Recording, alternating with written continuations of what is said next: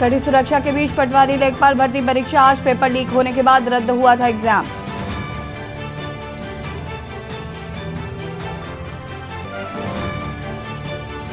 यमुना शरदोत्सव क्रीड़ा महोत्सव कार्यक्रम में सीएम धामी होंगे शामिल। सीएम अंत्योदय निःशुल्क गैस रिफिल योजना का करेंगे शुभारंभ। मुख्यमंत्री धामी ने जारी किया आदेश, जोशीमठ प्रभावितों के बिजली पानी के बिल होंगे माफ। नवंबर 2022 से 6 महीने तक के लिए बिल माफ।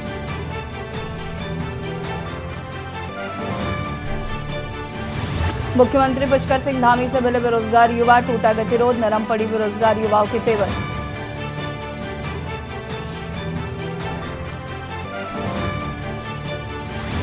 हरीश रावत ने प्रदेश सरकार को लिया आड़े हाथों, कहा भाजपा के आरोप का अर्थ है हम सही दिशा में।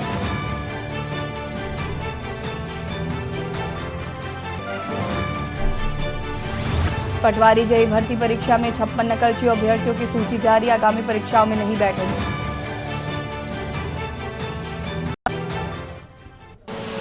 आप देख रहे हैं के न्यूज, खबरों का सारथी। नमस्कार, खबर उत्तराखंड में आप सभी का स्वागत है। मैं हूं आपके साथ यशी शुक्ला। देहरादून से खबर बता देते हैं आपको, जहां पर मुख्यमंत्री धामी का आज का कार्यक्रम सुबह 11 बजे यमुना शरदोत्सव क्रीड़ा महोत्सव कार्यक्रम,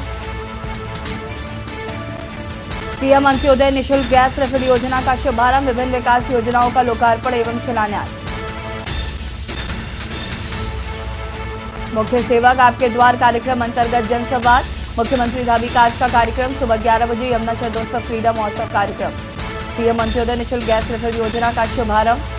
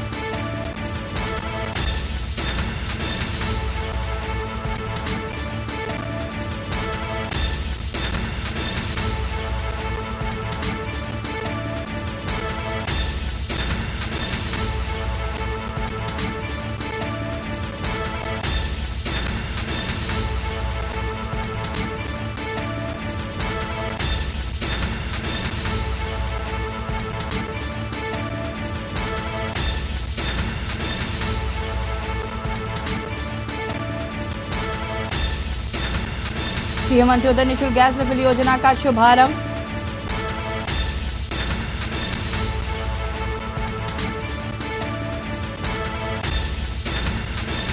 सुबह 11 बजे यमुना शरदोत्सव क्रीड़ा महोत्सव कार्यक्रम, सीएम अंत्योदय निःशुल्क गैस रिफिल योजना का शुभारंभ। सुबह 11 बजे यमुना शरदोत्सव क्रीड़ा महोत्सव कार्यक्रम, सीएम अंत्योदय निःशुल्क गैस रिफिल योजना का शुभारंभ करेंगे, विभिन्न विकास योजनाओं का लोकार्पण और शिलान्यास भी करेंगे। सीएम धामी 3 बजे को शाम 6 बजे तक सर्किट हाउस जाएंगे। मुख्य सेवक आपके द्वार कार्यक्रम अंतर्गत जनसंवाद करेंगे।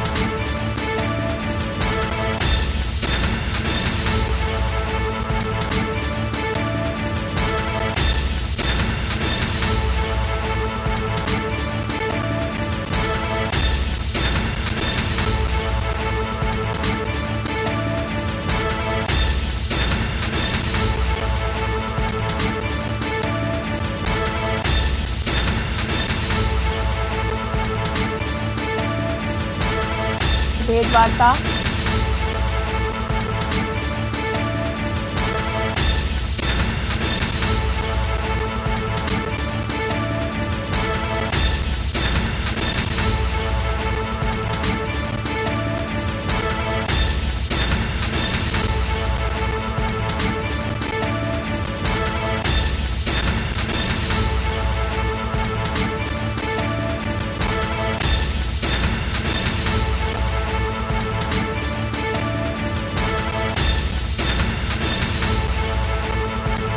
खबर आपको बता देते हैं, जहां पर मुख्यमंत्री पुष्कर सिंह धामी ने आदेश जारी किया है। जोशीमठ प्रभावितों के बिजली पानी के बिल माफ।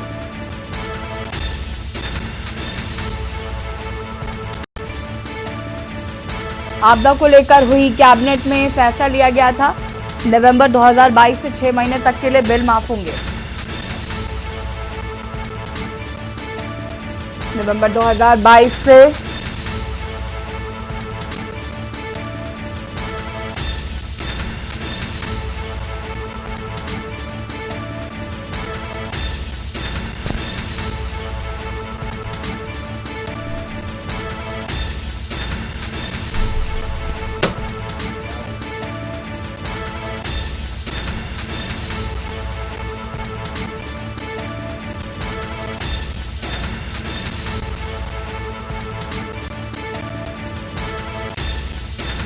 प्रभावितों के बिजली पानी के बिल माफ होंगे। सीएम ने ये आदेश जारी किया है। आपदा को लेकर कैबिनेट में लिया गया था फैसला।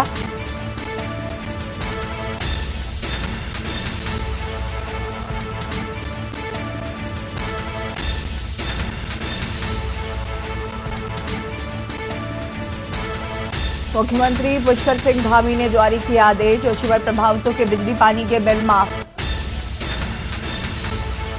आपदा को लेकर हुई कैबिनेट में लिया गया था फैसला।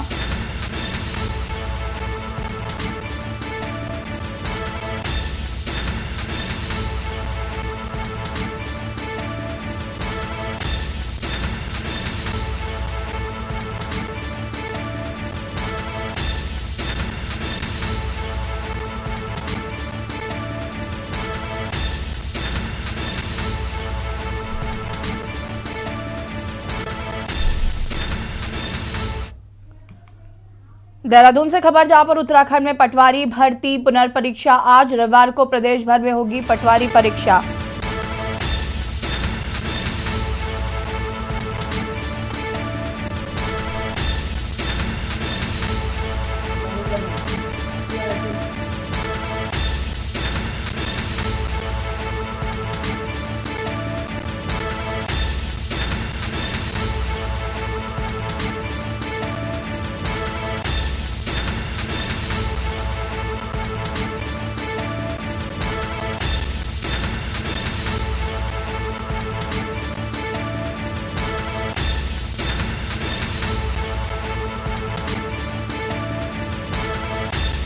पुनर्परीक्षा, बेरोजगारों के आंदोलन के बीच होगी पुनर्परीक्षा। प्रदेश में कुल 498 केंद्रों पर परीक्षा होगी आयोजित। 1.5 लाख से अधिक युवा होंगे शामिल। डीजीपी ने सभी जिला पुलिस मत प्रमुखों को सतर्क रहने को कहा। सकुशल परीक्षा संपन्न कराने का प्रशासन ने अलर्ट जारी किया। परीक्षा को लेकर खुफिया तंत्र रखा हाई अलर्ट। राजस्व विभाग के पटवारी लेखपाल की परीक्षा आयोजित। कुल 563 पदों की परीक्षा आयोजित की गई है। 8 जनवरी को पटवारी लेखपाल परीक्षा पेपर लीक होने के बाद आयोग ने परीक्षा को किया था निरस्त।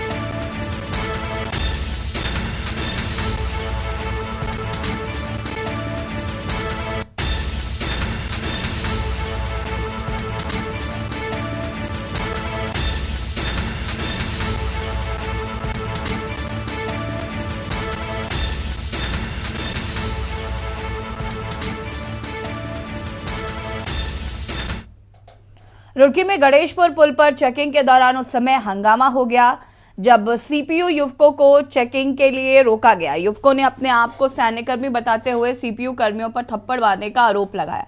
वहीं सीपीयू कर्मियों ने युवकों पर शराब के नशे में अभद्रता करने का आरोप लगाया। वहीं मौके पर जमा लोगों की भीड़ भी सीपीयू कर्मियों से उलझ गई। बता दें कि जानकारी के अनुसार प्रतिदिन की तरह सीपीयू कर्मी गणेशपुर पुल के पास चेकिंग कर रहे थे, तभी उन्हें दिल्ली नंबर के कार मौके से जाते दिखे जिसमें कुछ युवक सवार थे। सीपीयू कर्मियों ने हाथ देकर कार को रुकवाया। वहीं सीपीयू कर्मियों ने कार सवार युवकों पर 500 रुपए का चालान भी किया।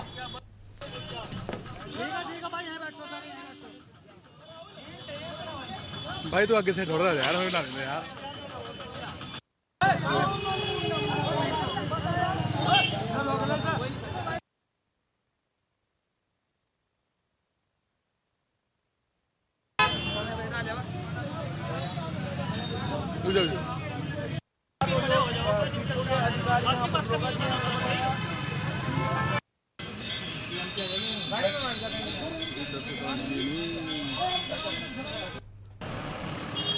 सर अब इसको क्या करेंगे सर आप लोग?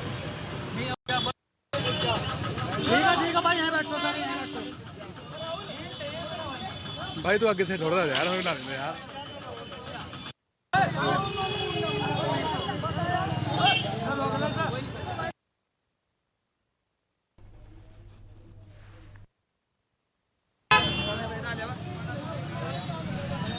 तू जा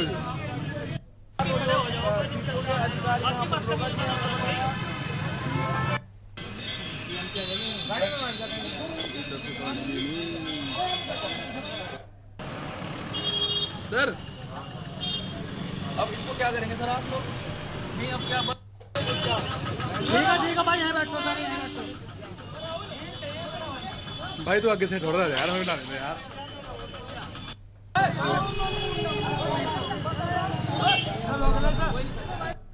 स्वागत है। नैनीताल के मल्लीताल में आज तड़के सवेरे आग लग गई। आग मशहूर शंकर स्टोर की दुकान के समीप पेस्ट्री शॉप में लगी थी। देखते ही देखते उसके बगल की मोबाइल शॉप तक पहुंच गई। आग बढ़ने से दुकान धू धू कर जलने लगी और आग बढ़ते हुए ऊपरी मंजिल तक पहुंच जाती, लेकिन उस पर काबू पा लिया गया। आकलन का अनुमान नहीं लगाया जा सका है। आग लगने से दुकान में रखा सारा सामान जलकर खाक हो गया।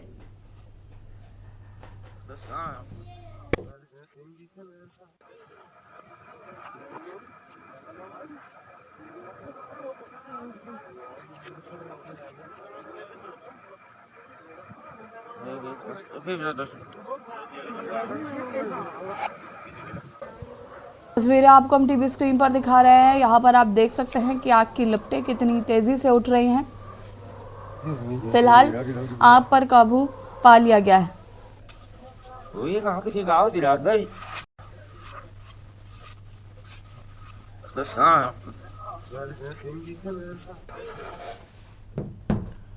कोविड-19 के बाद उत्तराखंड में भी वायरोलॉजी लैब शुरू करने की मांग तेजी के साथ उठने लगी है।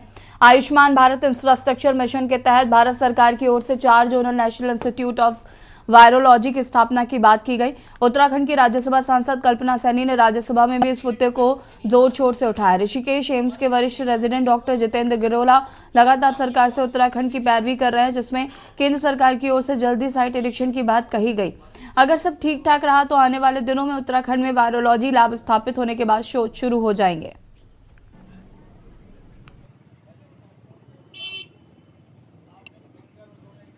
देखिए, नेशनल इंस्टीट्यूट ऑफ वायरोलॉजी एक आईसीएमआर का ही संस्थान है और आईसीएमआर का कोई भी संस्थान अभी तक उत्तराखंड में स्थापित नहीं किया गया है। तो अगर ये हमें मिलता है तो ऐसा देखने को मिलता है कि उत्तराखंड में नई नई ये कह सकते हैं कि डिफरेंट वैरायटीज़ है हर्बल मेडिसिनल प्लांट्स की, और अगर हमारे को ये नेशनल इंस्टीट्यूट ऑफ वायरोलॉजी मिलता है तो कहीं ना कहीं शोध की, स्पेशली जो नए एंटीवायरल ड्रग्स हैं, एजेंट्स हैं या वैक्सीन के क्षेत्र में हम कुछ नई रिसर्च कर सकते हैं। और इसका जस्टिफिकेशन ये है कि हमारे पास आईसीएमआर का सारे स्टेट्स में सेंटर है, तो एनआईवी अगर हमें मिलेगा तो एक प्रदेश के लिए उपलब्धि है। रामनगर में आयोजित अखिल भारतीय किन्नर महासम्मेलन में देश के विभिन्न कोनों से कुबेर सखा एकत्र हुए। कार्यक्रम की आयोजक माई प्यारी की रोटी करने वाली रेशमा नायक और याना खान के आयोजन को भव्य रूप देने के लिए खासा प्रबंध किए गए थे। देश के विभिन्न प्रांतों से आए किन्नरों का राष्ट्रीय सम्मेलन शुरू हो चुका है। अधिवेशन का मकसद किन्नरों के सामाजिक आर्थिक उत्थान के लिए केंद्र प्रदेश सरकार तक अपनी बात रखने का मंथन किया जाना है। कार्यक्रम आयोजक किन्नर गुरु रेशमा बुआ व याना खान के बताया कि किन्नरों की एक रैली 12 फरवरी को दोपहर 12 बजे कार्यक्रम स्थल से शुरू होकर नगर के मुख्य मार्गों से होते हुए ईदगाह स्थित अब्दुल्ला शाह की मजार पर पहुंचेगी।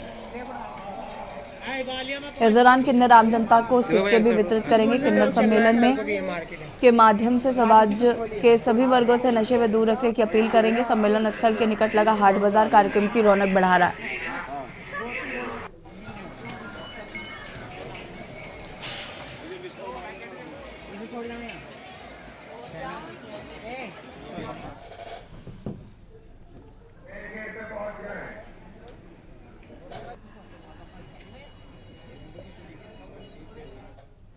उत्तराखंड लोक सेवा आयोग में जेईई पेपर और पटवारी परीक्षा लीक मामले में उत्तराखंड के मुख्यमंत्री पुष्कर सिंह धामी के निर्देश पर कनखल थाने में मुकदमा दर्ज किया गया था। बता दें कि इसकी जांच एसआईटी कर रही है। एसआईटी द्वारा जेईई पेपर लीक मामले में मुख्य आरोपी संजीव दुबे के 2 रिश्तेदारों को गिरफ्तार किया गया है। पटवारी पेपर लीक मामले में भी एसआईटी द्वारा राजीव दुबे के मामा सुरेश को गिरफ्तार किया गया है। किया है। इसमें ये दोनों लोग गागागढ़ी सहारनपुर के रहने वाले हैं और जो संजीव SIT द्वारा विवेचना की जा रही, जिसमें AJ परीक्षा में जो है 2 लोग की गिरफ्तारी की गई, जो संदीप और अमित नाम के 2 लोग हैं और जो गागागढ़ी सहारनपुर के रहने वाले हैं। इनके जो संजीव दुबे जो इसमें मेन मास्टर माइंड था, परीक्षा में पटवारी में भी इसको जिसकी गिरफ्तारी हुई थी, ये उसके रिश्तेदार हैं और साथ ही साथ इन्होंने परीक्षा भी दी साथ में। और कुछ इनके लोग थे जो 2 स्थानों पर, हसनपुर जगह है सहारनपुर में, वहां पर परीक्षा दिलवाई थी। साथ ही साथ भारत माता मंदिर के पास एक धर्मशाला है जहां पर भी कुछ छात्र इकट्ठा हुए थे। तो 2 लोग की इसमें अरेस्टिंग की गई है। बेरोजगार युवाओं के मुद्दे पर सियासत जारी है। कांग्रेस ने युवाओं पर हुए लाठीचार्ज के विरोध में आंदोलन को जारी रखने का निर्णय लिया है। पूर्व मुख्यमंत्री हरीश रावत और उपनेता प्रतिपक्ष भुवन कापड़ी के नेतृत्व में पुलिस मुख्यालय का घेराव किया गया। प्रदर्शन के दौरान कांग्रेस ने धामी सरकार पुलिस प्रशासन के खिलाफ जमकर नारेबाजी की। प्रदर्शनकारियों को बैरिकेडिंग की वजह से पहले ही रोक लिया गया। हरीश रावत, प्रदेश अध्यक्ष करण माहरा, उपनेता प्रतिपक्ष भुवन कापड़ी समेत तमाम कांग्रेसी नेताओं को पुलिस ने हिरासत में ले लिया। इस दौरान पुलिस और प्रदर्शनकारियों की तीखी नोकझोंक भी हुई। कांग्रेस नेताओं का आरोप है कि कानून व्यवस्था को बनाए रखने के बजाय उत्तराखंड पुलिस कानून व्यवस्था को बिगाड़ रही है। बेरोजगार युवाओं पर गंभीर धाराओं में मुकदमे लगाए जा रहे हैं, जिसका कांग्रेस विरोध करती रहेगी।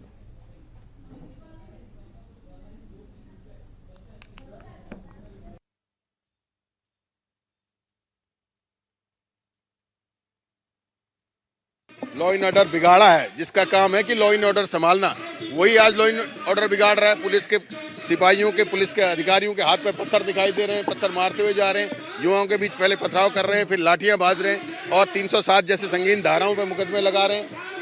पुलिस की ये दमनकारी नीति हमारे प्रदेश की कानून व्यवस्था को बनाने की जगह बिगाड़ रही है, इसलिए हम DGP का घेराव कर रहे हैं। देखिए, ये हफ्ते भर भी चल सकता है, ये साल भर भी चल सकता है, ये सत्ता परिवर्तन तक भी चल सकता है, क्योंकि हम अब इस निर्णय से वापस नहीं हो सकते। हाँ, इतना ज़रूर है कि हम जो है पुलिस के लिए और पब्लिक के लिए कोई कठिनाई पैदा नहीं करेंगे। जहाँ जाएंगे लाइन लगा करके, जहाँ पर रोकेंगे वहीं पर 1 घंटे।